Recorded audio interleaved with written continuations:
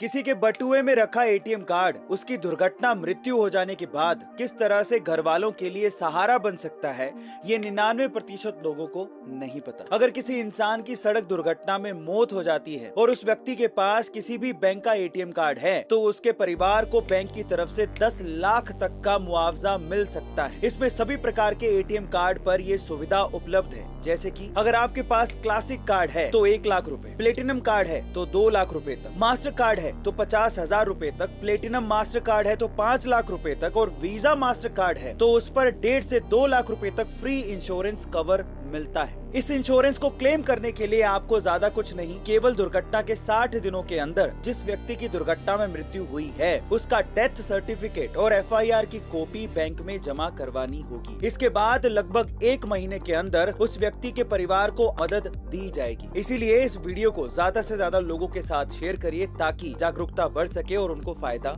मिल सके। 33 साल पुराने कावेरी जल विवाद के चलते एक बार फिर भारत के 2 राज्य कर्नाटक और तमिलनाडु आमने सामने हैं और 2 दिन के लिए कर्नाटक बंद का ऐलान तक किया जा चुका है। लेकिन ये कावेरी जल विवाद आखिर है क्या, चलिए जानते हैं। देखिए, कावेरी नदी का उद्गम कर्नाटक में ही होता है जो तमिलनाडु से होते हुए महासागर में मिल जाती है और यही नदी दोनों राज्यों के लिए पानी का एकमात्र स्रोत है। कावेरी के पानी को लेकर आजादी से पहले साल 1892 और 1924 में मद्रास प्रेसिडेंसी और मैसूर साम्राज्य के बीच सहमति हुई थी, लेकिन आजादी के बाद साल 1990 में ये विवाद शुरू हुआ था। अब साल 2023 में जब कर्नाटक जल प्रबंध प्राधिकरण ने कर्नाटक सरकार को 5000 क्यूसेक पानी छोड़ने का आदेश दिया तो कर्नाटक सरकार ने कहते हुए मना कर दिया कि इस साल कर्नाटक में ही सूखे जैसे हालात बन गए हैं। ऐसे में कर्नाटक सरकार पहले कर्नाटक के किसानों को पानी देगी और तमिलनाडु की इसी पानी की मांग के खिलाफ कर्नाटक के किसान संगठन आंदोलन कर रहे हैं। अगर आप भी टिंडर या बम्बल जैसी डेटिंग एप्स में प्यार ढूंढ रहे हैं तो सावधान हो जाइए,